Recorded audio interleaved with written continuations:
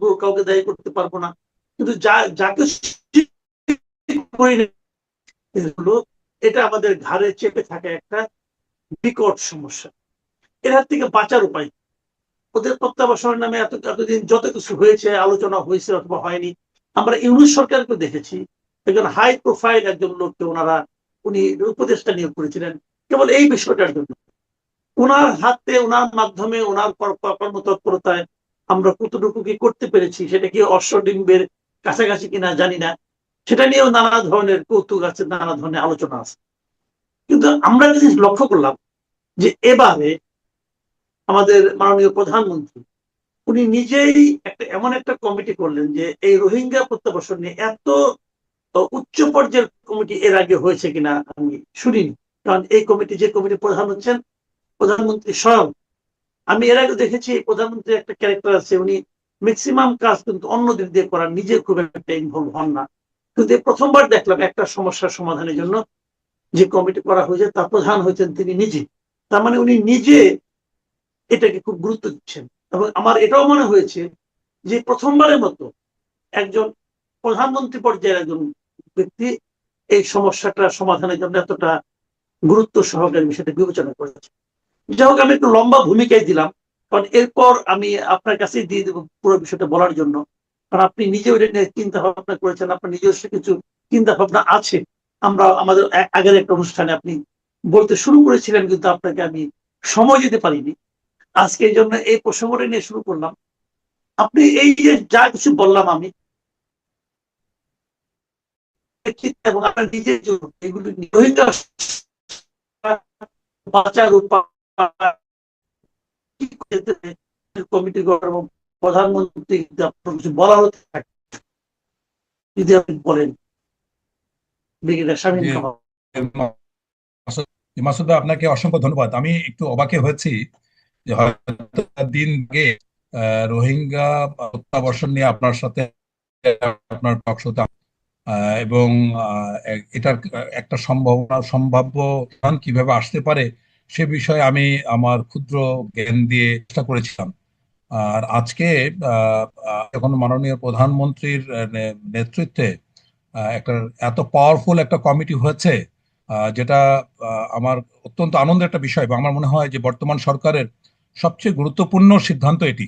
আমি এভাবেই এটাকে দেখতে চাই, কারণ এই সমস্যাটা নিয়ে আমি দীর্ঘদিন ধরে কাজ করছি, সেনাবাহিনীতে থাকার আগে এবং তারপরেও আমি ব্যক্তিগত উদ্যোগে এটা নিয়ে কাজ করার চেষ্টা করছি। আসলে কোনো কুল কিনারা পাওয়া যাচ্ছিল না। তা সেরকম একটা জায়গায় এত অদ্ভুত একটি মানে সমস্যা, যেটা নিয়ে ইতিপূর্বের সরকার খেল তামাশা করেছে বা কোনো গুরুত্ব দেয় নেই, এমনকি অন্তর্বর্তীকালীন সরকারের সময় অধ্যাপক ইউনূস যেটা বলেছিলেন সেটা যে বাস্তবায়নের করা মোটেই সম্ভব না, সেটা আমি তখনই অনুভব করেছিলাম। আমাদের জাতীয় সমস্যাগুলির মধ্যে সবচেয়ে বড় সমস্যা যেটা আমি দেখি, আসল সমস্যা কি, এই সমস্যাটাই আমরা নির্ধারণ করতে পারি। আমরা রিসার্চের ক্ষেত্রে problem of the statement of the problem বলে থাকি।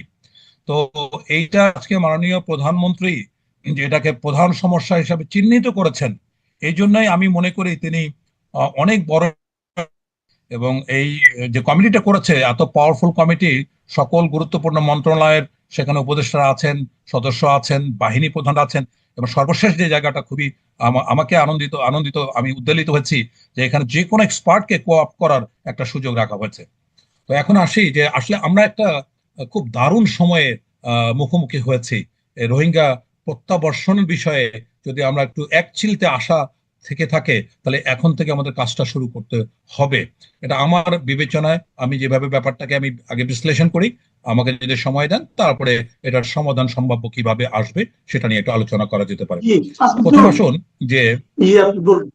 প্রথম আসুন যে আমরা রোহিঙ্গা সমস্যাটা কি, রোহিঙ্গারা আসলে কি, এদের এদের স্ট্যাটাসটা কি। রোহিঙ্গারা কিন্তু রিফিউজি না, এরা কিন্তু ইপি না, এরা হচ্ছে স্টেটলেস, মানে এদের কোনো রাষ্ট্র নেই। পৃথিবীর ইতিহাসে এমন কোনো নজির নেই যেখানে আপনার মানে স্টেটলেসরা, দেশ ছাড়া যারা, দেশহীন যারা, তারা তাদের বাস্তব ভিটায় ফিরে গেছে। এটা উদাহরণস্বরূপ আমরা যদি বলি, সে 1948 সালে ফিলিস্তিনিজরা যারা জর্ডানে, মিশরে বা সিরিয়াতে গেছে, তারা কিন্তু কেউই আর ফিরে আসেনি। এমনকি সিরিয়ার থেকে যারা টার্কি বা বিভিন্ন দেশে গেছে, তাদেরও কিন্তু ফিরে আসার কোনো রিপোর্ট নাই। দেখুন, রিফিউজি এবং তাদের একটা স্বপ্ন থাকে, তারা একদিন তাদের ভিটে বাড়িতে ফিরে যাবে, কিন্তু স্টেটলেস যার কোনো রাষ্ট্র নাই তার কিন্তু কোনো স্বপ্ন থাকে না। এটা হলো ডিফারেন্স স্টেটলেস এবং রিফিউজি বা আইডিপির মধ্যে। এখন রোহিঙ্গারা যে, আমি বলেছি যে টোটাল যে ডায়াসপোরা আছে পৃথিবী জোড়া, যে রোহিঙ্গা ডায়াসপোরা আছে তার 70 ভাগ এখন বাংলাদেশের। এখন আসি যে আমাদের যে প্রবলেমটা, যখন প্রথম 2017 সালে 11 লক্ষের মতো রোহিঙ্গা প্রবেশ করলো, তখন কিন্তু আন্তর্জাতিক দাতা গোষ্ঠীর একটা বড় দৃষ্টি আমরা আকর্ষণ করতে পেরেছিলাম বা সাহায্য আমরা পেয়েছিলাম। সেই সময় যে প্রতিশ্রুতি ছিল তার কিন্তু 70 থেকে 80 ভাগ বা ম্যাক্সিমাম 85% আমরা প্রতিশ্রুতি অর্থ পেয়েছি, এবং সেইটা ছিল প্রায় আহ, 70 কোটি ডলার। তো প্রায় 70 থেকে 72 হাজার কোটি টাকা, এনিওয়ে। তো এইটা পরবর্তীতে আস্তে আস্তে কমতে থাকলো, কারণ পৃথিবীতে অন্যান্য জায়গায় সমস্যা তৈরি হচ্ছে রেগুলারই, এবং বিশেষ করে ডোনাল্ড ট্রাম্প ক্ষমতা আসার পরে এটা অনেক কমিয়ে দিয়েছেন। এখন এখন প্রায় 55 কোটি ডলারের মতো আমরা পাই। সো বাংলাদেশকে এখানে মানে গচ্চা দিতে হয় প্রায় 70 থেকে 72 হাজার কোটি টাকা, প্রায় $1.2 billion. It's a huge amount আমাদের জন্য। এখন কথা হচ্ছে যে আমাদের যে বর্তমান অবস্থা, তাতে আমরা এত বড় মানে বোঝা এটা বহন করা যে আমাদের জন্য প্রায় অসম্ভব একটা বিষয় আছে, এটা আমার মনে হয় সকলে আমরা বুঝতে পারি। কিন্তু এই যে একটা বড় সমস্যাকে আমরা ইনভাইট করলাম, তৎকালীন সরকার যে আমন্ত্রণ তাদেরকে ঢুকিয়েছে, তাদেরকে প্রবেশ করিয়েছে বা এনেছে, এটা কিন্তু পদ্ধতিগতভাবে মারাত্মক একটা ভুল হয়েছে। এটা সংসদে আলোচনা হয় নাই, সুধীজন সমাজে আলোচনা হয় নাই, গণশুনানি হয় নাই। তো এককভাবে যখন আওয়ামী লীগ সরকার মনে করেছে এবং এখানে ব্যক্তিগত আবেগ কাজে লাগিয়েছে যে তারা একসময় শেখ হাসিনা বা শেখ পরিবার রেফিউজি ছিল, সুতরাং সেই স্মৃতিকে ধারণ করে এত বড় একটা জনগোষ্ঠীকে, কিন্তু দেখুন রাষ্ট্রীয় এই জায়গাগুলিতে থেকে এরকম এককভাবে কোনো সিদ্ধান্ত নেওয়ার কোনো এখতিয়ার নাই। একদিন বড় প্রশ্ন উঠবে যে এই সিদ্ধান্তের জন্য তাদেরকে আসামির কাঠগড়ায় কিন্তু দাঁড় করানো সম্ভব। এখন আসি, তারপর তাদেরকে গ্রহণ করার পরে পর্যায়ক্রমে রেগুলার আসতে আসতে শুরু করলো, এবং এটা সংখ্যাটা অনেক বেড়ে গেল। কিন্তু এটার যে প্রত্যাবর্তন হবে তার কিন্তু কোনো চিন্তা পরিকল্পনা কোনো কিছুই আমাদের থাকলো না। যে আপনি যেটা বললেন যে তাদের যে অবাধে আসতে দেওয়া, এবং এটা নিয়ে আপনি যে প্রশ্নটা করলেন, এবং আপনি যেটা বললেন যে আসতে দেওয়ার কারণে তাদেরকে আদালতে কাঠগড়ায় দাঁড় করানো যেতে পারে, কিন্তু আমার প্রশ্ন হলো, যখন তারা ওখান থেকে জীবন নিয়ে পালিয়ে জীবন ভয়ে আসতে থাকলো, তখন আমাদের তাদের ঢুকতে না দিয়ে আমরা কি করতে পারতাম? না, ঢুকতে না দেওয়ার তো যথেষ্ট কারণ আছে। আমি যদি প্রথমেই যদি প্রয়োজন বোধে যদি আপনি গুলি করেও মেরে ফেলতেন, কোনো কোনো অসুবিধা ছিল না, কারণ সে তো আমার দেশের নাগরিক নয়। বড় আমি কেন ঢুকতে দিব কেন? এটা ঢুকে দেওয়ার কোনো কারণ নাই। এটা আমাদের মানবিকতা। আপনি দেখুন, এই বছর দুয়েক আগে আন্দামান নিকোবর এলাকায় প্রায় 500 রোহিঙ্গা নিয়ে 2টা নৌকা বা বড় 3টা নৌকা যাচ্ছিল। তখন আহ, ব্রিটেনের পররাষ্ট্রমন্ত্রী বাংলাদেশকে রিকোয়েস্ট করলো তাদেরকে নেয়ার জন্য।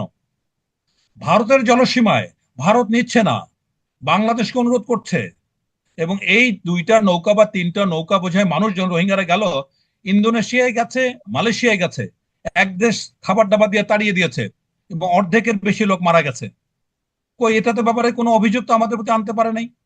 তাহলে বিষয়টা হচ্ছে, আমি একজন রোহিঙ্গাও যদি না আনতাম, আমাকে কেউ কোনো অপরাধের, কেউ আমাকে আন্তর্জাতিকভাবে অপরাধী করতে পারবে না। এটা একটা স্বাধীন সার্বভৌম দেশের এখতিয়ার। আমি নিব কি নিব না? আমি নিব কেন? এবং গরিব দেশ একটা বাংলাদেশের মতো দেশ, এত এত সমস্যা সংকুল দেশ, সেখানে আমি অতিরিক্ত একটা ঝামেলা, একটা বোঝা, একটা অর্থ খরচের দিকে যাবো কি জন্য? এটা তো সুইসাইডাল, আত্মহননমূলক সিদ্ধান্ত। তো এরকম সিদ্ধান্ত নেওয়ার ক্ষেত্রে কি ঘটনা ঘটছে? এটা তো রেফারেন্ডাম, গণভোট হতে পারতো, সংসদে আলোচনা হতে পারতো, সুশীল সমাজের মধ্যে আলোচনা হতে পারতো, গণশুনানি হতে পারতো, কিছুই তো হয় নাই। সুতরাং একদিন না একদিনের প্রশ্ন উঠবে যে কোন অধিকারে, কোন ক্ষমতায় মার্কিন প্রেসিডেন্টও তার সিদ্ধান্ত নেওয়ার ক্ষেত্রে সংবিধান দ্বারা মানে তাকে নির্দেশিত হতে হয়। তাহলে বাংলাদেশের রাষ্ট্রপ্রধানদের তো এমন কোন ক্ষমতা, ঐশ্বরিক ক্ষমতা দেওয়া হয় নাই যে যা খুশি তাই আপনার করতে পারেন। এখন তাদেরকে আমরা ফেরত পাঠাবো কি করে? আমরা কি তাদের ধাক্কা দিয়ে জোর করে ঢুকিয়ে দিতে পারবো, না তা নাকি তা পারবো না? যদি না পারি তাহলে কি না করতে তা পারবো? পারবো না। দেখেন, যদি আমাকে জিজ্ঞাসা করেন এটা কি ধরনের সমস্যা, it's a military problem. Military প্রবলেমকে মিলিটারি অপারেশন দিয়ে সমাধান করতে হয়। সেটা তো আমাদের সামর্থ্য বিষয়, সেই সামর্থ্য আমাদের নাই। আর আপনি জোর করে ঢুকাবেন, তারা তো ঢুকতে দেবে না। তারা সাথে সাথে একদম দেখবেন যে এপারে থাকতে গুলি করে মেরে ফেলেছে। সুতরাং জিনিসটা তো সহজ না, সুতরাং নেওয়াটাই একটা বড় ঐতিহাসিক ভুল হয়েছে। এটা রাষ্ট্রীয় স্বার্থ, আমাদের নিজের স্বার্থ চিন্তা না করে আমরা কাজটা করেছি। এখন আসি যে রোহিঙ্গার প্রত্যাবর্ষণের স্টেটলেসের যেমন কোনো উদাহরণ পৃথিবীতে নেই। এই রোহিঙ্গার প্রত্যাবর্ষণ কিন্তু একেবারে শূন্যের কোঠায় চলে আসছে। এটা প্রত্যাবর্ষণ করা হবে না বা কোনোদিনই সম্ভাবনা নাই, এরকম একটা বাস্তবতা থেকে আমাদের এগোতে হবে। তবে হ্যাঁ, পরিবেশ পরিস্থিতি কিছু কিছু মাহেন্দ্র ক্ষণের সৃষ্টি করে, কিছু কিছু মানে সোনালী সুযোগ সৃষ্টি করে। সেই রকম একটা সুযোগের আমরা দ্বার প্রান্তে এসেছি। এখন আসি যে অবস্থাটা কি দেখুন। আমি যদি এখন এখানে যে বিভিন্ন স্টেক হোল্ডার আছে, তাদের প্রবলেমগুলি এবং তাদের কোনো একটা পয়েন্ট যদি এক জায়গায় মিলে যায়, তাহলে কিন্তু এটা সমাধানের বের হলে হতেও পারে। এখন আসি প্রথম রাখাইন নিয়ে। রাখাইন আরাকান আর্মি দখল করে ফেলেছে 90% জায়গা। শুধুমাত্র রাখাইনের যে রাজধানী সিতওয়ে, এটা দখল করতে পারে নাই। সিতওয়েতে 3টা শহর আছে, একটা হচ্ছে সিতওয়ে, একটা হচ্ছে কায়াকপু, আর একটা হচ্ছে মুনাং। তাহলে এই 3টা শহরের দখল 3টা দেশের হাতে। সিতওয়ে সমুদ্র বন্দর পরিচালনা করে ভারত।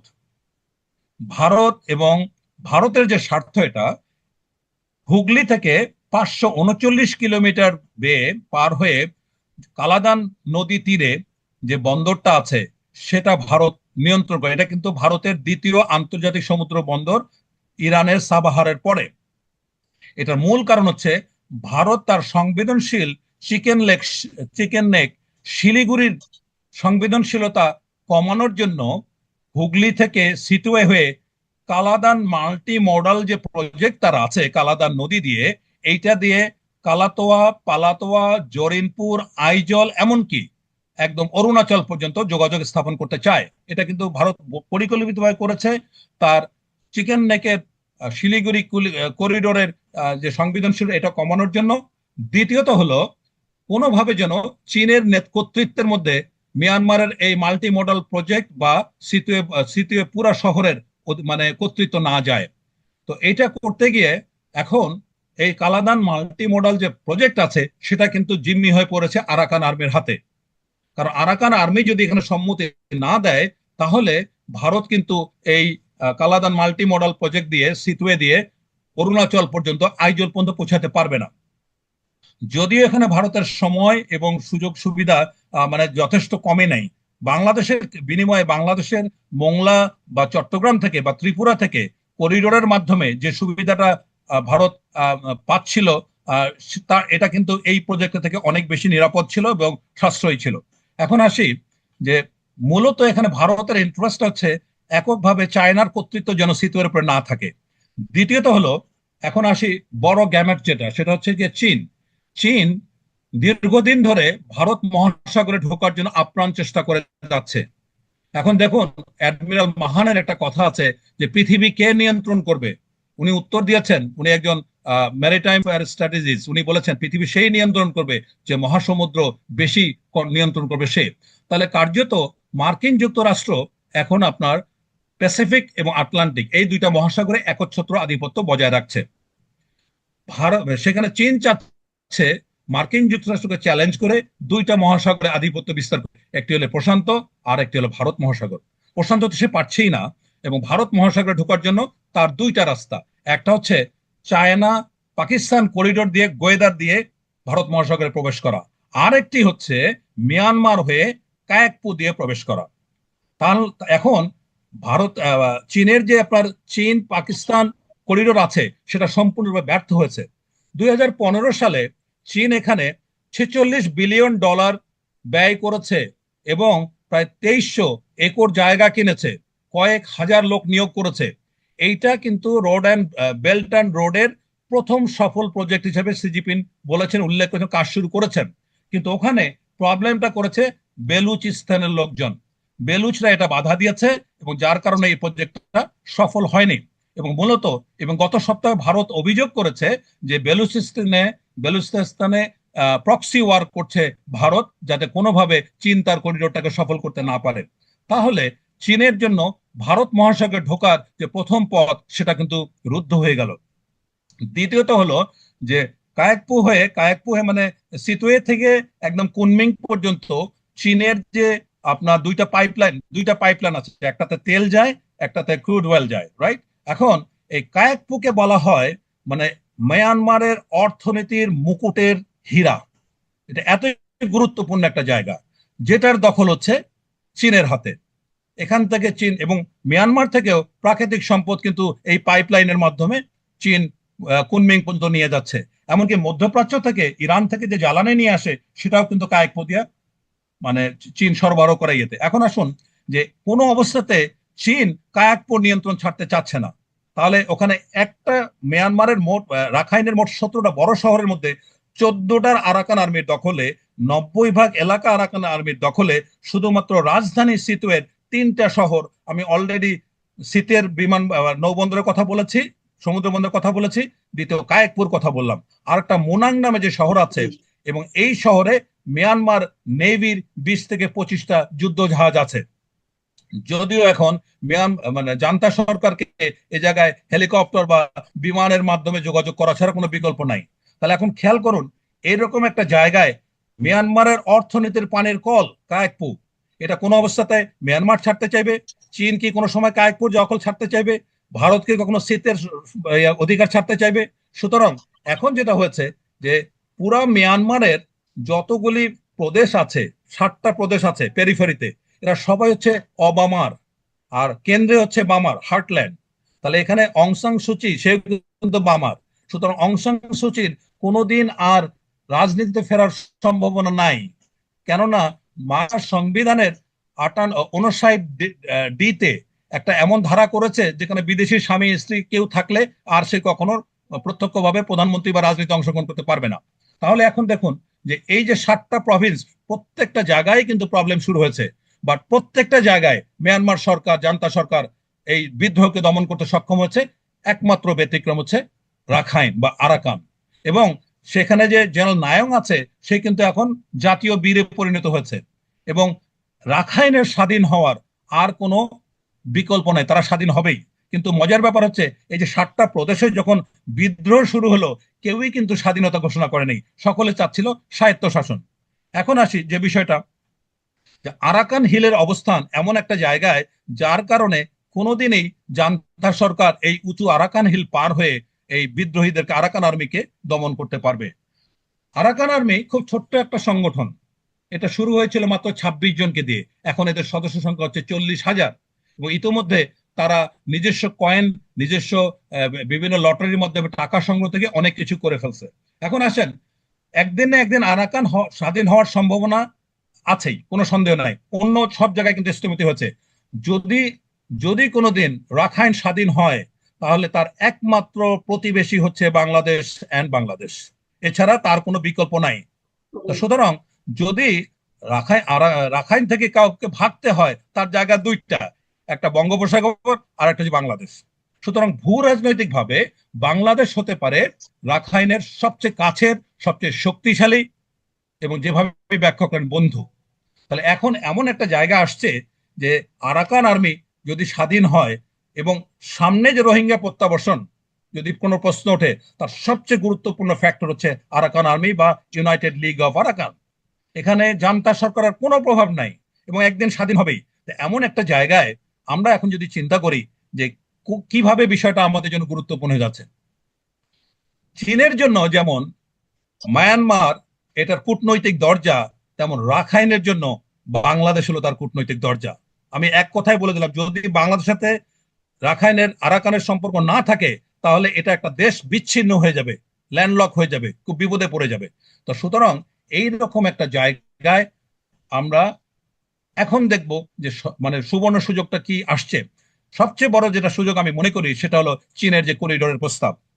চীন যে প্রস্তাবটা দিয়েছে, আমি বেল্ট অ্যান্ড রোডের কথা বলেছি, এটা কিন্তু সি জিনপিংয়ের মানে তার পুরা পলিটিক্যাল ক্যারিয়ারে সবচেয়ে ফেইলিং প্রজেক্ট, ব্যর্থ প্রজেক্ট। সুতরাং সব জায়গায় যখন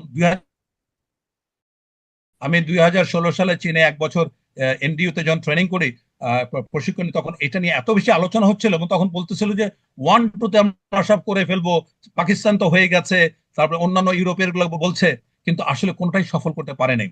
সো এইরকম একটা জায়গায় ডেডলক অবস্থায় চীন মরিয়া হয়ে এই করিডোরটাকে এস্টাবলিশ করতে আগ্রহী।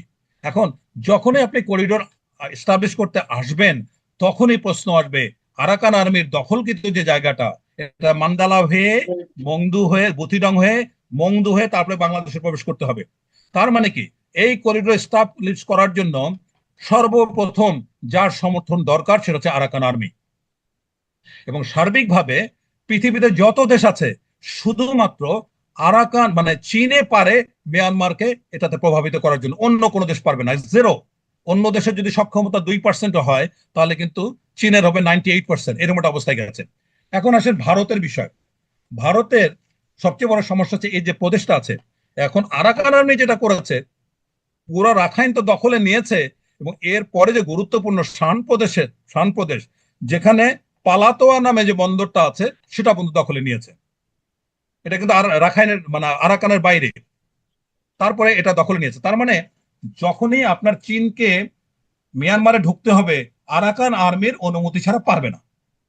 সুতরাং এটা একটা তাদের জন্য বড় ধরনের সমস্যা।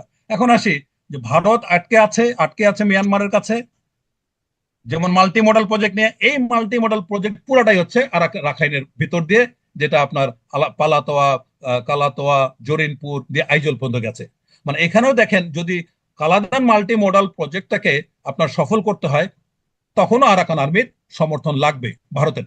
এ বাদে আরেকটা প্রবলেম আছে। এখন আসেন ইউএস এর প্রবলেমটা কি। ইউএসএ এই যে আপনার এই জায়গাগুলি, যেমন সেভেন সিস্টার্সে মেঘালয় 71% খ্রিস্টান, মিজোরামে 87% খ্রিস্টান, নাগাল্যান্ডে 88% খ্রিস্টান, চীনে হচ্ছে গিয়ে চীন প্রদেশে হচ্ছে গিয়ে আপনার 16%, মণিপুর 41%। তার মানে এই জায়গা 60-70% হচ্ছে খ্রিস্টান। সো এই এই পুরা এলাকাটা নিয়ে ভারতের এবং মিয়ানমারের প্রায় 2 লক্ষ স্কোয়ার কিলোমিটার জায়গা নিয়ে জো রাষ্ট্র নামে একটি খ্রিস্টান রাষ্ট্র করার একটা আলোচনা চলছে। এবং এটা নিয়ে ওখানে যারা জো রিইউনিফিকেশন একটা কমিটি আছে, সংগঠন আছে, তারা কাজ করছে। ইউএস এর ইন্টারেস্টটা এখানে, যদি কোনোভাবে এখানে একটা খ্রিস্টান রাষ্ট্র এস্টাবলিশ করা যায়। ইউএস এর দ্বিতীয় যে কনসার্ন, সেটা হচ্ছে যদি মিয়ানমার চীন একত্রভাবে ঢুকে যায়, তাহলে তার কর্তৃত্বের কিছুটা হলেও ব্যাঘাত ঘটবে। এখানে হচ্ছে ওই যে দুই সমুদ্র যে বিষয়টা। এখন এর একটা অবস্থাতে মিয়ানমার যখন বাংলাদেশকে চীন প্রস্তাব দিল, তাহলে এখন আমরা দেখব যে কিভাবে আমাদেরকে সহযোগিতা করতে পারে।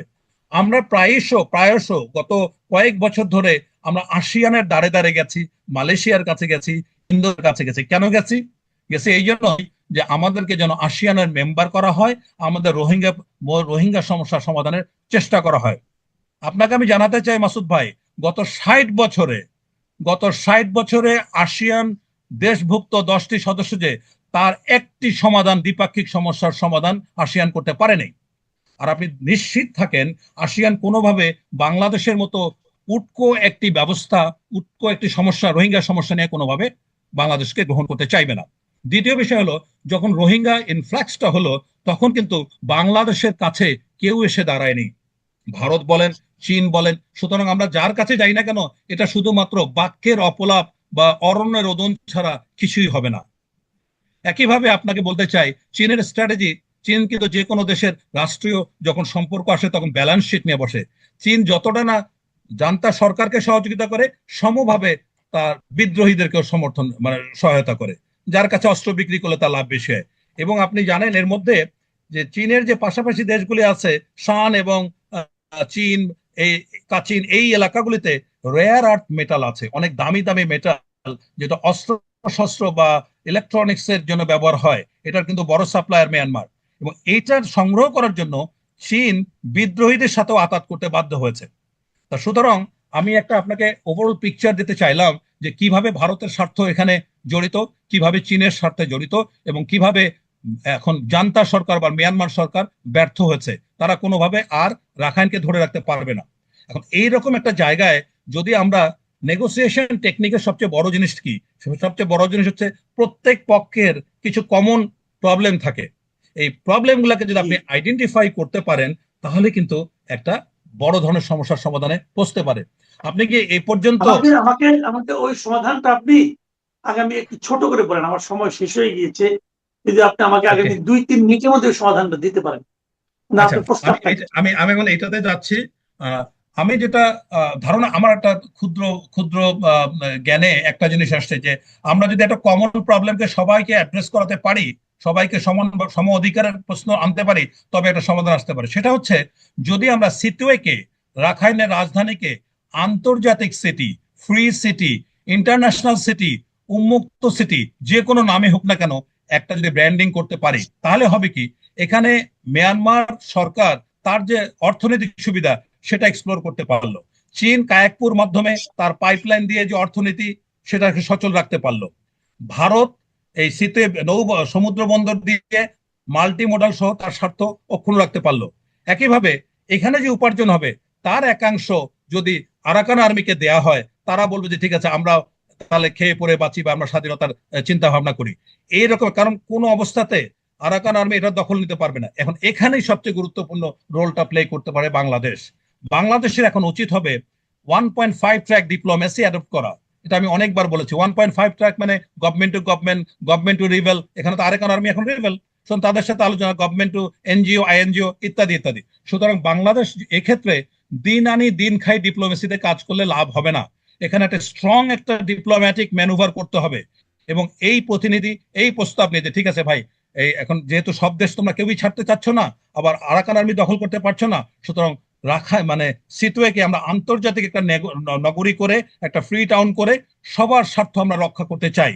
বাংলাদেশ এই ভূমিকাটা নিলে আমার দৃঢ় বিশ্বাস যে প্রত্যেকটা দেশ অ্যাটলিস্ট সেকেন্ড থট দিতে হবে। তো সুতরাং আপনি এখানে একটা কমিটি করবেন, মিটিং করবেন, সেমিনার করবেন, কোনো কাজ হবে না। এই প্রত্যেকটা দেশ ইউএসএ থেকে শুরু করে চীন, ভারত, মিয়ানমার, মানে রেগুলারলি রুটিন প্রত্যেক মাসে দরকার ভিজিট করতে হবে, যে এই প্রশ্নগুলি তাদের সামনে তুলে ধরতে হবে। আমার মনে হয় এইভাবে যদি আগানো যায়, আন্তর্জাতিক বা ফ্রি সিটি করে, উন্মুক্ত সিটি করে সিটিওয়েকে, তাহলে একটা সমাধান আসার আমি সম্ভাবনা দেখি। অ্যাটলিস্ট এই পর্যন্ত আমি জানি না আপনি কোনো মডেল বা সমস্যার সমাধান, এবং সবকিছুর মূলে একটাই শর্ত, যে তোমাদেরকে ফেরত নিতে হবে। যদি আরাকান আর্মিকে এই শর্ত দেয় যে তোমাদের জন্য আমরা এটা আদায় করে দেবো, বিনিময়ে রোহিঙ্গাদের তোমাদেরকে ফেরত নিতে হবে, এই শর্তে যদি রাজি না হয়, তাহলে আমাদের আলোচনা করার সুযোগ নেই। এই শর্তে চীনও আগ্রহী হবে বাংলাদেশকে সহযোগিতা করার জন্য, ভারতও আগ্রহী হবে, মিয়ানমার সরকারও আশা করছি আগ্রহী হবে। না, আমি আমার কি কথা আপনাকে হলো, যদি বাংলাদেশের প্রস্তাবটা দেয়, আমার তো মনে হয় যে সবচেয়ে প্রথমে বাংলাটা, কারণ মিয়ানমার কি চাইবে যে আমরা বাংলাদেশ আরাকান আর্মিকে অথবা এই রাখাইন যে রাজ্যটা, এদেরকে আরাকান রাজ্যটাকে আমরা যদি রিকগনাইজ করি আর কি, তাহলে এটা কি মিয়ানমার গভর্নমেন্ট এতে রাজি হবে? না, মিয়ানমার গভর্নমেন্ট রাজি হবে না, কিন্তু মিয়ানমার গভর্নমেন্টের কাছে খুব একটা অপশন নাই তো। বাকিগুলো যেমন কন্ট্রোল করতে পেরেছে, রাখাইনকে সে পারছে না তো, 90% দখলে আছে। আর সবচেয়ে বড় কথা, মনস্তাত্ত্বিক ভাবে মানে আহ, জান্তা সরকার এটা একসেপ্ট করে নিয়েছে, বিকজ তারা আর কোনোদিনে এটার দখল নিতে পারবে না। সুতরাং এইরকম একটা আচ্ছা, জায়গায় ঝামেলায় না গিয়ে যদি একটা সমঝোতার মাধ্যমে আমার স্বার্থটাকে রক্ষা করতে পারি, তাহলে সবাই হয়তো বিবেচনা, মানে মায়ানমার জান্তা সরকার চেষ্টা করতে তো অসুবিধা নাই, এই প্রস্তাব দিতে তো কোনো right, অসুবিধা নাই। এবং বাংলাদেশ যদি right. এখানে তো থার্ড পার্টি হিসেবে প্রস্তাবটা দিচ্ছে, এখানে দোষের কিছু নাই। আপনি কি আজকে জান্তা সরকারের সাথে সম্পর্ক রেখে রোহিঙ্গা সমস্যার সমাধান করতে পারবেন? উত্তর শূন্য। আপনি শুধুমাত্র চীনের সাথে পারবেন, চীন কোনোদিন এটা আপনার করবে না। চীন নিজেও চায় না জান্তা সরকার এবং বিদ্রোহী সরকার কেউই, সবাই যেন দুর্বল থাকে এবং তার অনুগত থাকে। সুতরাং আপনি হিসাব করে দেখেন, সবারই কিন্তু কিছু না কিছু স্বার্থ এই সিতুয়েতে আছে, এবং এই স্বার্থ যদি তারা জি, রক্ষা করতে পারে, তাহলে একটা ইতিবাচক ব্যাপার দেয়। এবং এখানে খুব স্ট্রং ডিপ্লোম্যাসিক ডিপ্লোম্যাটিক রোল প্লে করতে হবে, খুবই শক্তিশালী। এখানে আমার মনে হয় একটা জি, বিশেষ একটা কমিশন করা দরকার হোক, বিশেষ একটা কমিটি, এবং সেই কমিটির শাটেল ডিপ্লোমেসি, মানে মাসে দরকার একদিন একদিন একবার করে প্রত্যেকটা দেশে যে একটা না একটা জায়গায় আলোচনায় বসলে কিছু না কিছু তো প্রোগ্রেস হবে। আপনি দেখুন, খেয়াল করে, এতদিন ধরে এই সমস্যাটা আছে, কেউ কোনো সমস্যার সমাধানের ব্যাপারে আপনি দেখেছেন কোনো সমাধান বা কোনো প্রস্তাব, না, না, কোনো হয় না, আলোচনা, কোনো দর্শন? সেখানে না, আমি মনে করি যে এই বিষয়টা নিয়ে কাজ করতে পারলে আমাদের দেশের জন্য একটা বড় একটা রিলিফ হবে। যদি তারা রোহিঙ্গাতে ফেরত নিতে না চায়, তাহলে জি, আমাদের এসব কোনো আলোচনা করে লাভ নেই। জি। অনেক ধন্যবাদ, অনেক ধন্যবাদ ব্রিগেডিয়ার জেনারেল শামীম কামাল। আপনি একটু লম্বা হলো, কিন্তু আমার মনে হয় যে এই লম্বা আলোচনাটা সবার একবার একটু মন দিয়ে শোনা দরকার। কারণ আপনি যে কথাগুলি বললেন, যে প্রস্তাবগুলি দিলেন, এবং তার চেয়ে বড় কথা যেভাবে আপনি ব্যাখ্যা করলেন ডিটেলস সিনারিওটা, আমার মনে হয় যে যারা এটার সমাধান চান তাদের এই পুরো দৃশ্যপটটা তাদের চোখের সামনে থাকা দরকার। এবং যদি এটা অগ্রসর না, কারণ একটা কথা মাথায় রাখতে হবে, আপনি যে কথাটা বলেছেন খুব গুরুত্বপূর্ণ কথা, যে আমাদের তো অন্য কোনো লক্ষ্য নেই, আমাদের লক্ষ্য একটা, সেটা হলো রোহিঙ্গাদেরকে ওদের ভূখণ্ডে ওদের মাতৃভূমিতে প্রত্যাবাসন। ফেরত পাঠানো। এবং সেটা পাঠাতে হলে আরাকান আর্মির সম্মতি ছাড়া পাঠাতে আমরা পারবো না। এবং সেক্ষেত্রে আরাকান আর্মির সঙ্গে যদি আমরা একটা আলোচনার দ্বার উন্মুক্ত করতে পারি, যার সঙ্গে নাকি ভারত, মিয়ানমার, চীন সবাই জড়িত হবে, তাহলে আমাদের জন্য আমরা মনে করি যে এই সমস্যার হাত থেকে বাঁচার একটা সুযোগ তৈরি হবে। আপনার এই প্রস্তাবটা থাকলো, আমরা আশা করব যারা এটা নিয়ে কাজ করছেন, যে কমিটি এটা নিয়ে কাজ করছেন, তাদের বিবেচনায় এই প্রস্তাবটা তারা ভেবে দেখবেন, এবং তারা যা তাদের দৃষ্টি একটা স্ট্র্যাটেজি থাকবে, রণকৌশল থাকবে, তারা কিভাবে প্রসার হবে। আমরা চাইবো আপনি যেভাবে পারেন, যেটা ভালো হয় সেটাই করেন। আমাদের একটাই দিনে, গত 3-4 দিনে দুবার এটা নিয়ে মন্তব্য করেছেন। একবার মন্তব্য করেছেন জুলাই মাসের 14 তারিখে, মানে আজকে হলো জুলাইয়ের 17 তারিখে, 3 দিন আগে তারা একটা মন্তব্য করেছেন। এবং সেই মন্তব্যটা করেছেন ওনারা যে রয়টার্সকে দেওয়া শেখ হাসিনার যে ইন্টারভিউ, সেই ইন্টারভিউ প্রশ্নে ভারতের যে একটা সাপ্তাহিক সংবাদ সম্মেলন ছিল ওদের রাষ্ট্রের সরকারের, সেখানে ওদের যে মুখপাত্র আছে মিস্টার রণধীর জয়সওয়াল, এই জয়সওয়ালকে জিজ্ঞাসা করা হয়েছিল এই ব্যাপারে যে শেখ হাসিনার ইন্টারভিউ সম্পর্কে আপনাদের কি মন্তব্য। উনি তার জবাবে বলেছেন স্পষ্ট করে, আমি যদি কোট আনকোট আপনাদেরকে পড়ে শোনাই, উনি বলেছিলেন যে এই নির্দিষ্ট বিষয়ে আমাদের অবস্থানের কোনো পরিবর্তন হয়নি। যে কোনো প্রত্যর্পণের বিষয় মূলত একটি আইনি বিষয় এবং এই ক্ষেত্রটিতেও আইনি ও বিচারিক প্রক্রিয়া অনুযায়ী ব্যবস্থা নেওয়া হবে। কি বুঝলেন? আমি তেমন কিছু বুঝিনি, আমার ধারণা আপনারাও বুঝেননি। বুঝেননি এই কারণে এটা হলো কূটনীতির ভাষা। কূটনীতিকরা এমনভাবে কথা বলেন যে কথার এদিকেও অর্থ হয়, ওদিকেও অর্থ হয়। পরবর্তী সময়ে যখন তাকে জিজ্ঞাসা করে ভাই এটা আপনি কী বললেন, সে তার সুবিধা অনুযায়ী একটা ব্যাখ্যা দিয়ে দেয়।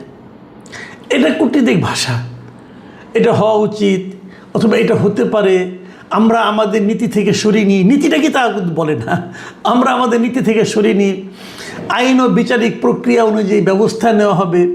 তা আইনি ব্যবস্থাটা কি, বিচারিক ব্যবস্থাটা কি, তা কেউ জানে না, কিন্তু সেটা আবার এক একবার সময় এক এক রকম ব্যাখ্যা হয়। আচ্ছা ঠিক আছে, এটা 14 তারিখের বক্তব্য। সর্বশেষ ওরা করে কি, ওদের যে আপনার পররাষ্ট্র মন্ত্রণালয় আছে, প্রতি 2 সপ্তাহ পর পর পাক্ষিক একটা প্রেস ব্রিফিং করে রাষ্ট্রের পক্ষ থেকে, সরকারের পক্ষ থেকে। সেখানে বিভিন্ন ধরনের সাংবাদিকরা থাকে। সেরকম একটা ব্রিফিং হয়েছে, দ্বিসাপ্তাহিক ব্রিফিং যেটাকে বলে, ব্রিফিং হয়েছে আজকে, মানে আজকে 17 জুলাই। সেই ব্রিফিংয়ে তাকে আবার সাংবাদিকরা জিজ্ঞাসা করেছে যে শেখ হাসিনার ব্যাপারটা আপনারা কী করছেন অথবা কী করবেন। এবার উনি কী বলেছেন? একই কথা বলেছেন। এবার উনি বলেছেন যে বাংলাদেশের পাঠানো যে প্রত্যর্পণ অনুরোধ আছে, বাংলাদেশে কিন্তু পররাষ্ট্র মন্ত্রণালয় বলছেন যে তারা ভারতকে শেখ হাসিনাকে ফেরত দেওয়ার জন্য চিঠি দিয়েছেন। বাংলাদেশের সঙ্গে ভারতের একটা প্রত্যর্পণ চুক্তি আছে, সেই চুক্তি অনুযায়ী তারা একটা চিঠি লিখেছেন যে আপনারা শেখ হাসিনাকে আমাদের কাছে ফেরত পাঠান।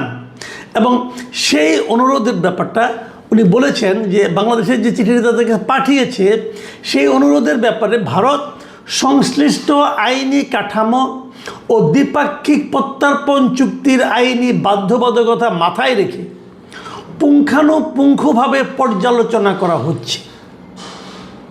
মানে তারা এখনও সেটা পর্যালোচনা করছে, পুঙ্খানুপুঙ্খভাবে পর্যালোচনা করছে।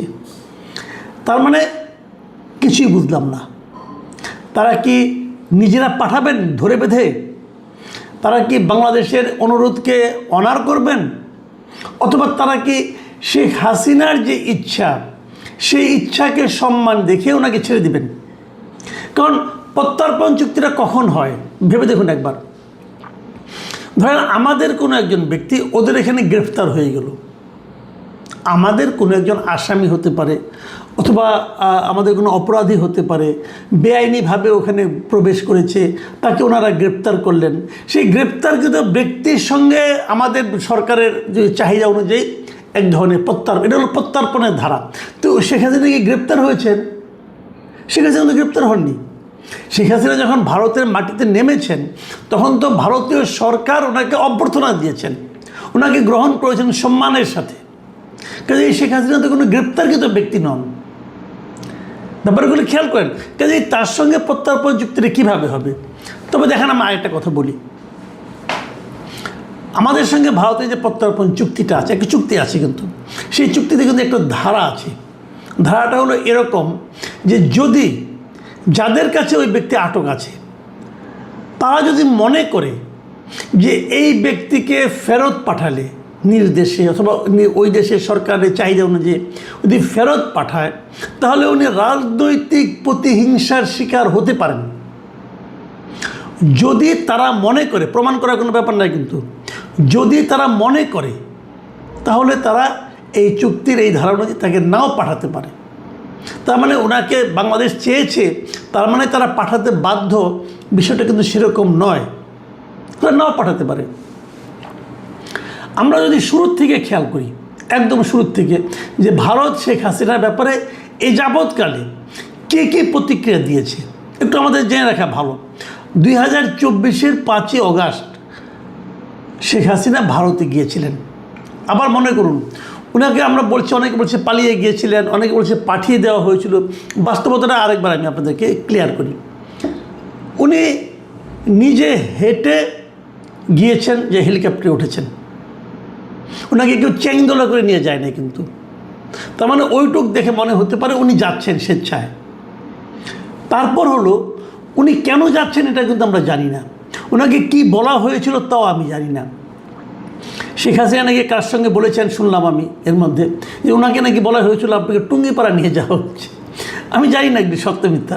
তো যাই হোক, উনি গিয়েছেন, প্লেনে উঠেছেন। সেই প্লেনটা কে চালিয়েছে? বাংলাদেশের সেনাবাহিনীরই অথবা বিমান বাহিনীর অথবা সশস্ত্র বাহিনীর কোনো একজন পাইলট চালিয়েছে। তো উনি যদি চালান, তাহলে শেখ হাসিনাকে উনি বলেছেন আর ওনারা তার অর্ডার ফলো করেছেন? যে লোক পালিয়ে যায় তার অর্ডার কি তখন সেনাবাহিনী ফলো করে?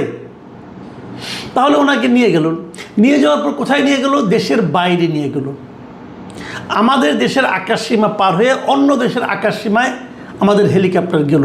কেন গেল? আমি প্রশ্নগুলি করছি, কিন্তু কেবল আপনারাও এই প্রশ্নগুলো বারবার উচ্চারণ করবেন, তাহলে হয়তো একটা সমাধান পাবেন। কেন গেল ওই দেশে? আমার হেলিকপ্টার, ওরা যদি ভিন দেশি হেলিকপ্টার হিসাব করে গুলি করতো, তাহলে তো আমার হেলিকপ্টারটা মূল্যবান একটা জিনিস ধ্বংস হয়ে যেত, তাই না? শেখ হাসিনা শেখ হাসিনা খারাপ লোক বুঝলাম, কিন্তু হেলিকপ্টারটা তো একটা গুরুত্বপূর্ণ জিনিস, আমাদের সম্পদ। তার মানে আপনারা আলাপ করে গেছেন, আপনারা যেখানে যাচ্ছেন তাদের সঙ্গে কথা বলেছেন যে আমরা ওনাকে পাঠাচ্ছি। তাহলে উনি পালালেন নাকি আপনারা পাঠালেন? প্রশ্নগুলো খেয়াল করুন। আবার উনি এখানে গিয়েছেন কী হিসেবে গিয়েছেন? এই যে প্রশ্নগুলো, এগুলি কিন্তু পরবর্তী সময় উঠবে।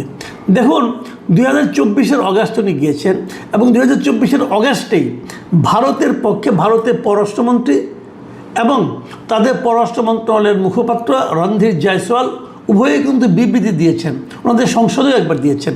এবং তখন তারা কী বলেছেন?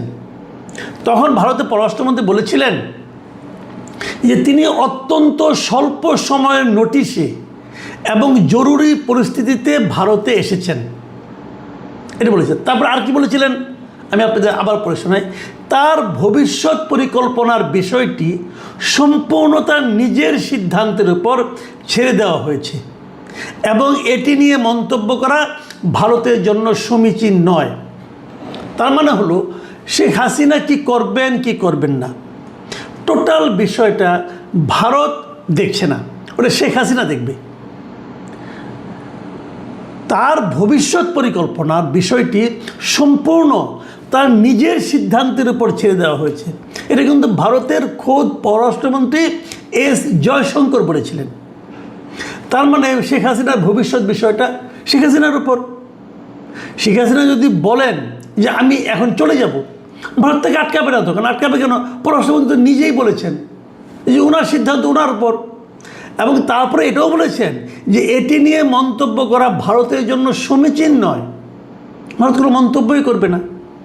এবং পরবর্তী সময়ে যখন বাংলাদেশের পক্ষ থেকে 2024 নভেম্বরের দিকে যখন নাকি বাংলাদেশের পক্ষ থেকে তাদের কাছে একটা চিঠি লেখা হলো যে ওনাকে আপনারা ফেরত পাঠান, একটা আনুষ্ঠানিক চিঠি, যেটাকে নাকি কূটনীতির ভাষায় বলা হয় নোট ভার্বাল, এরকম একটা চিঠি বাংলাদেশের পক্ষ থেকে পাঠানো হয়েছিল। তখন এই রণধীর জয়সওয়াল উনি বলেছিলেন, প্রথম চিঠিটা পাওয়ার পর সঙ্গে সঙ্গে বলেছিলেন যে আমরা অনুরোধটি পেয়েছি, মানে ভারত বাংলাদেশ থেকে অনুরোধটা পাইছে এবং এটি আমাদের অভ্যন্তরীণ বিচারিক ও আইনি প্রক্রিয়ার অধীনে পরীক্ষা নিরীক্ষা করে দেখা হচ্ছে। এটা কবে বলছেন?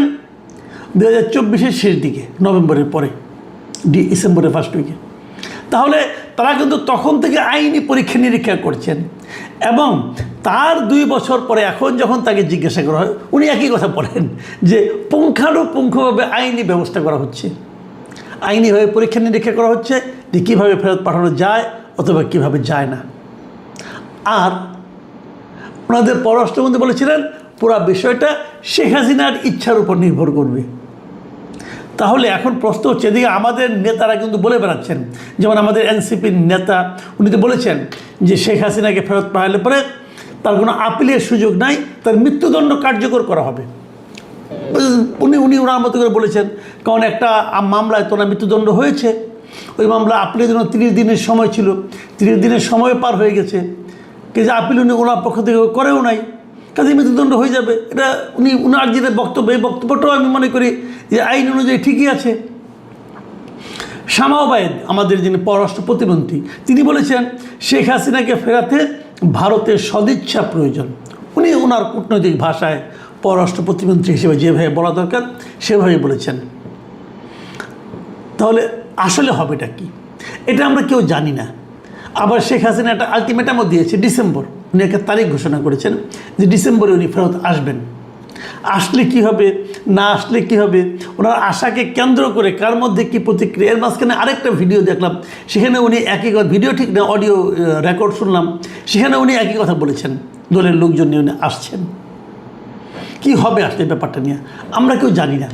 তবে আমি আজকে ওনার আসলে পরে ওনার রাজনীতির কী ভবিষ্যৎ হবে, এবং যেভাবে নাহিদ ইসলাম বলছেন যে আসবে সঙ্গে সঙ্গে ধরে নিয়ে যে ফাঁসিতে ঝুলাই দিবে, বিষয়টা কি এতই সহজ কিনা সেটাও আমার কাছে কিন্তু ক্লিয়ার না। কারণ এই দেশের নাহিদ ইসলাম হয়তো ওনার দলের শক্তির সঙ্গে তুলনা করে চিন্তা করেছেন যে আমার দলের যে শক্তি যদি এরকম হয় তাহলে কী হতে পারত। কিন্তু নাহিদ ইসলামের পক্ষে কি কল্পনা করা সম্ভব যে এনসিপির শক্তির সঙ্গে আওয়ামী লীগের শক্তির কত পার্থক্য? মনে হয় না। সেই কী হবে বলা বড় কঠিন। তবে ভারতকে ভাবছে সেটাও কিন্তু কিছু বুঝিনি। তবে ভারত সহজভাবে কিছু বলছে না। সহজভাবে যখন কিছু না বলে একটা সহজ প্রশ্নের, মানে এই সময়ে আপনি যা কিছু অপরাধ করবেন আপনার বিচার কিন্তু প্রাপ্ত বয়স্কদের জন্য যে বিচার সেরকমভাবে হবে না। তো এই যে গত 2-3 দিন ধরে যে আন্দোলন হচ্ছে, শিক্ষামন্ত্রী পদত্যাগ চাই, শিক্ষামন্ত্রী কেন এই অন্যায় করলো, এই যে দাবিগুলো, এগুলো প্রধানত এই আন্দোলনের সঙ্গে যারা জড়িত ছিল আমার ধারণা এদের একটা বড় অংশ মানে কি, ধরেন আমাদের এখানে যেটা হয় ইন্টারমিডিয়েট পাস করতে করতে কিন্তু 18ই হয়ে যায়, 18 একটু হয়তো 18-19 এরকম বড় জোর 19-এর মধ্যে সবাই ইন্টারমিডিয়েট পাস করে যায়। আমাদের আমলেও তাই ছিল, আমাদের আরও একটু আগে হতো। তো এরা সবাই শিশুই কিন্তু আমি ধরবো। এই শিশুদের যে ভোগান্তির শিকার হতে হয়েছে এর জন্য শিক্ষামন্ত্রীকে সবাই দায়ী করছেন, আমিও করেছি। আমিও মনে করি উনি কাজটা অন্যায় করেছেন, উনি ভুল করেছেন, উনি অযোগ্যতার পরিচয় দিয়েছেন, সবই আমি বলছি। এবং তারপর উনি আবার সেটা ভুল স্বীকারও করেছেন, সরিও বলেছেন, সবই ঠিক আছে।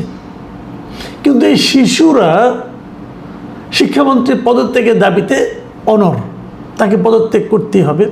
আন্দোলন এখন স্থিমিত হয়ে গেছে, কিন্তু আমরা এই আন্দোলন চলাকালে কি দেখলাম এটা নিয়ে আমি একটু আলোচনা করতে চাই আজকে।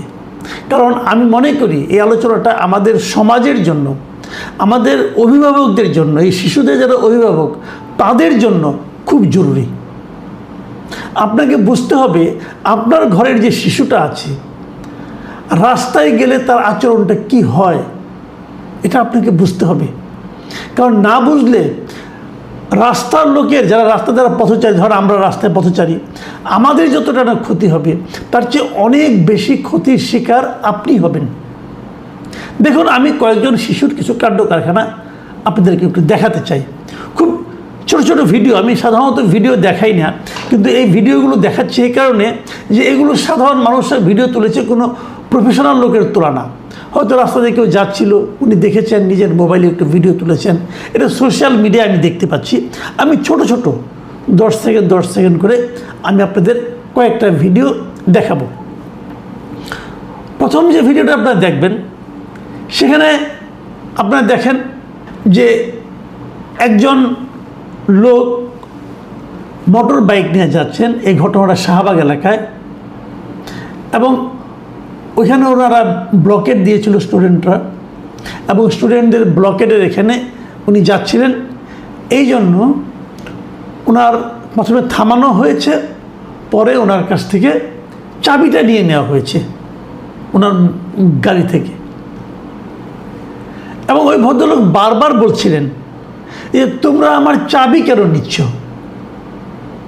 এবং যে নিচ্ছে সে চাবি নিয়ে চলে যাচ্ছে। তো এই যে ঘটনাটা ভাবুন, একটা শিশু সে এরকম করতে পারে। এই ভদ্রলোকের মোটর সাইকেলের চাবিটা যদি সে নিয়ে নেয়, তাকে তো খুঁজে পাবে না ভিড়ের মধ্যে, সে কে নিল সে জানলো না। ওই লোকটা যে মোটর সাইকেল চালক যিনি আছেন, ওনার ভোগান্তিটা কোন পর্যায়ে হয়েছিল শেষ পর্যন্ত আমরা জানি না। ওনার কী অপরাধ বলুন তো? আপনার শিশু যে কাজটা করলো, এই শিশুর একজন পিতা আছেন, এই শিশুর একজন মাতা আছেন, এই শিশুর একটা পরিবার আছে। আপনারা ভাবুন, আপনার এই শিশুর এই চেহারা কি আপনারা আগে দেখেছেন? এবং তারও চেয়ে প্রয়োজনীয় কথা হলো, এই চেহারাটা এরকম একটা আচরণ করাটা কি জরুরি ছিল, প্রয়োজনীয় ছিল? কি বলবেন তাকে আপনারা? দ্বিতীয় যে ভিডিওটা আমি দেখাচ্ছি, সেটা হলো খুবই আলোচিত একটা ভিডিও।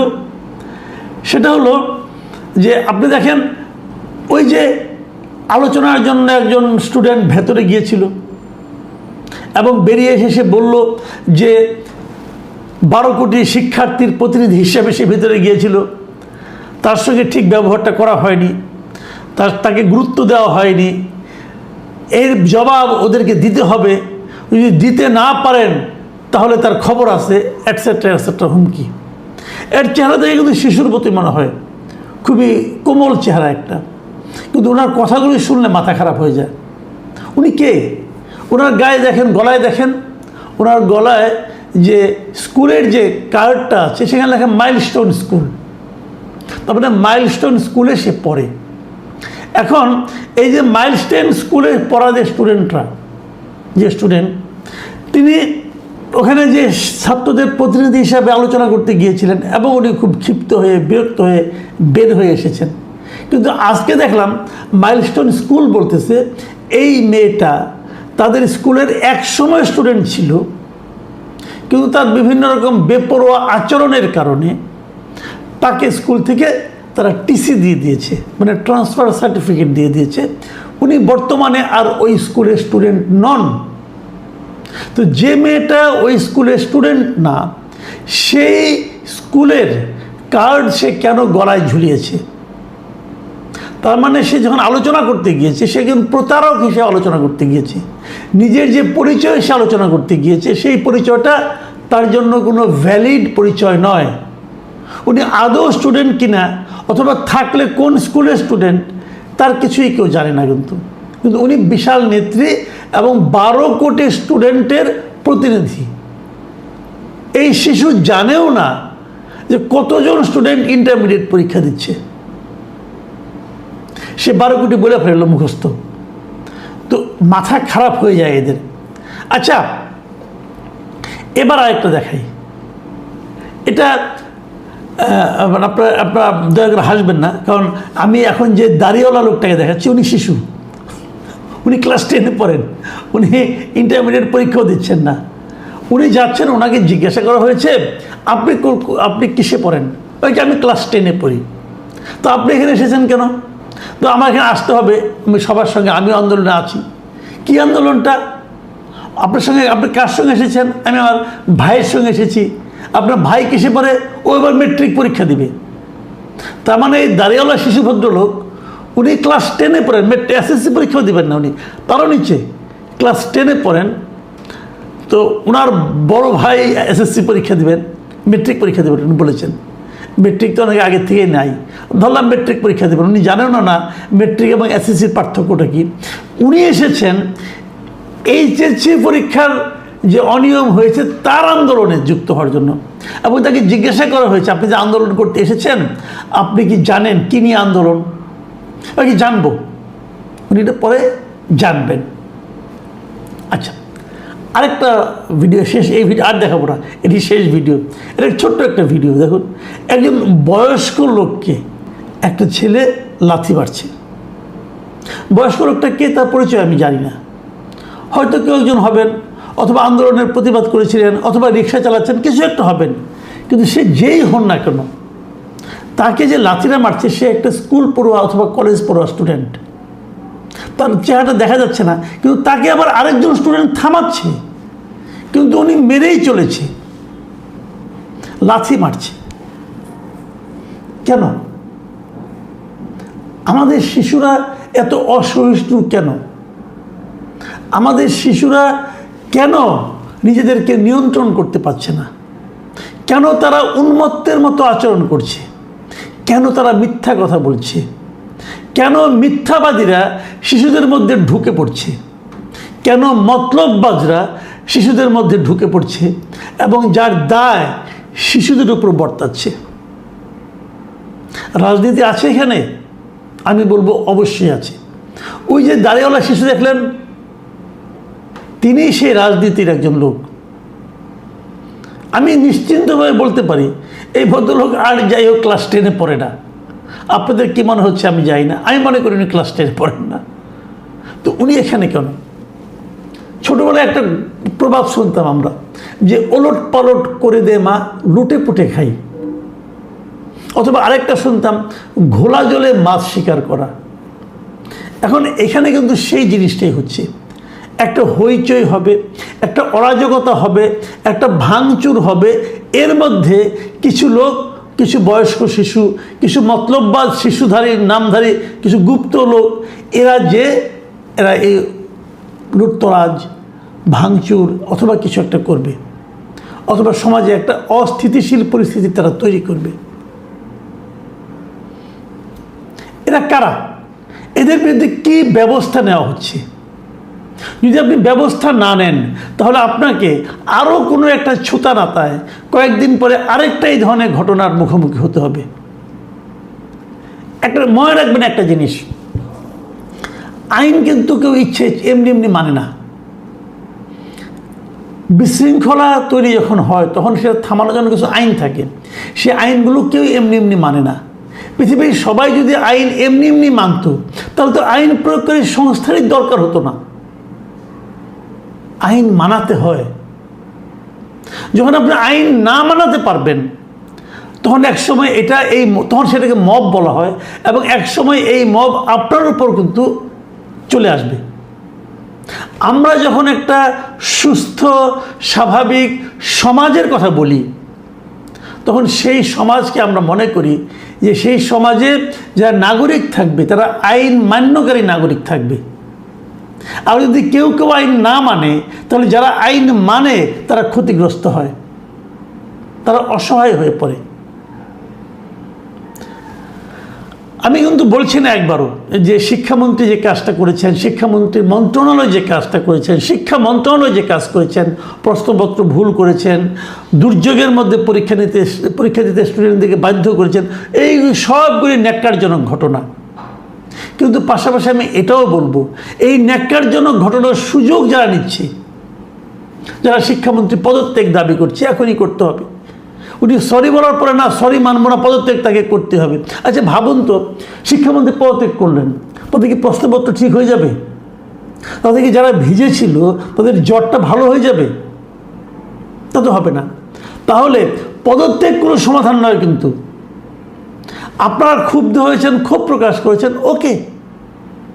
এখন এই যে পদত্যাগের দাবিটা করেছেন আপনারা, এই দাবি নিয়ে যখন আপনি লেগে আছেন, তখনই কিন্তু এই সমস্ত বিপজ্জনক শিশু আপনাদের মধ্যে ঢুকে পড়ছে। তখনই কিন্তু শিশুদের এই সমস্ত বিপজ্জনক আচরণ সাধারণ মানুষের কাছে দৃশ্যমান হয়ে উঠছে। মানুষ এদের উপর বিরক্ত হচ্ছে। আমি প্রথমত বলবো, এটা কি, এটা কেন আসলো? এটা কিন্তু 24-এর গণ অভ্যুত্থান যেটা হয়েছিল তারই বাই প্রোডাক্ট, এটা আমি মনে করি। এবং এই বাই প্রোডাক্টটাকেই ডক্টর ইউনূসের যে অন্তর্বর্তীকালীন সরকার ছিল, তারা এটাকে নার্সিং করেছে। এই আচরণটাকে তারা প্রশ্রয় দিয়েছে। আমি কিন্তু গালাগালি কোনো ভিডিও দেখাইনি আপনাদের। গালাগালির ভিডিওগুলি দেখতেন তাহলে তো আপনাদের মাথা খারাপ হয়ে যেত। আমি দেখাইনি, কারণ ওটা এত অশ্লীল অশ্লীল গালাগালি আমি শুনেছি এবার এই আন্দোলনে, এই শিক্ষকদের মানে স্টুডেন্টদের আন্দোলনে এবারেরটা। এত অশ্লীল গালাগালি, শিক্ষামন্ত্রীকে যেভাবে তারা সম্বর্ধন করছে, এগুলো কোনো ভদ্রতা নয়। আপনি একজনকে সমালোচনা করেন, তার কর্মকাণ্ডের সমালোচনা লজিক্যালি করেন ভাই। আমি শিশুদেরকে বলছি, আপনাদেরকে আপনি বলে সম্বোধন করছি। তুমি বললে আবার না জানি কি কোন ঝামেলায় আমি পড়ে যাই। তো আপনাদেরকে বলছি, আপনাদের লেখাপড়া করেছেন, আপনারা লেখাপড়া করছেন, আপনার স্টুডেন্ট ইন্টারমিডিয়েট পড়েন, তার মানে কি পাশ করার পর আপনারা বিশ্ববিদ্যালয়ে যাবেন, কেউ দেশের বাইরে যাবেন। যখন দেশের বাইরে যাবেন, ওখানে যেও কি আপনি এই আচরণ করবেন? কোন বাংলাদেশকে আপনারা বাইরে রিপ্রেজেন্ট করবেন? মানুষের সমালোচনা নানাভাবে করা যায়। অভদ্রতা কেন? অশ্লীল গালি কেন? আমরা কিন্তু দেখেছি 24-এর গণ আন্দোলনের পর যখন মবটা খুব বেশি একদম মহামারী রূপে ধারণ করলো সরকারি প্রশ্রয়ে, তখন এই সমস্ত অশ্রাব্য গালাগালিরও একটা হিড়িক পড়ে গেল। এই গালাগালি, অশ্লীল ভাষায় গালাগালি করতে করতে তো একজন জাতীয় বীর হয়ে গেলেন, সেটাও আমরা দেখেছি। এবং এই যে তাদেরকে যে অশ্লীলতাকে যে একভাবে আপনার প্যাম্পার করা, এর কারণেই কিন্তু এই সমস্ত শিশুদের মধ্যে সেটা ঢুকে গেছে। আরেকটা ঘটনা ঘটেছে, আমরা যেটা বলি যে আপনার শিশু যে অনলাইনে আছে, কন্টিনিউয়াস অনলাইনে, সেখানেও কিন্তু এই ধরনের গালাগালি, এই ধরনের আচরণ, এই ধরনের রুক্ষতা, এই ধরনের বড়দেরকে অপমান করার প্রবণতা তাদের মনোজগতে কিন্তু প্রবেশ করেছে। ওই যে ছেলেটা বয়স্ক লোকটাকে লাথি মারল, আপনি নিশ্চিত থাকেন তার মধ্যে কোনো অপরাধবোধ কাজ করে না। সে তার পিতাকেও এইভাবে মারতে পারবে যদি তার পিতা তার চাহিদা না মেটায়। আমাদের সমাজ কোন দিকে যাচ্ছে? আমাদের শিশুরা কোন দিকে যাচ্ছে? সতর্ক হতে হবে। এটা কিন্তু সরকারের দায়িত্ব না, এটা প্রত্যেকটা পরিবারের দায়িত্ব, প্রত্যেকটা পিতা মাতার দায়িত্ব। আপনার সন্তানের দিকে তাকান, একবার ভাবুন আপনার এই সন্তান বাইরে যেয়ে কী করছে। প্রিয় দর্শক,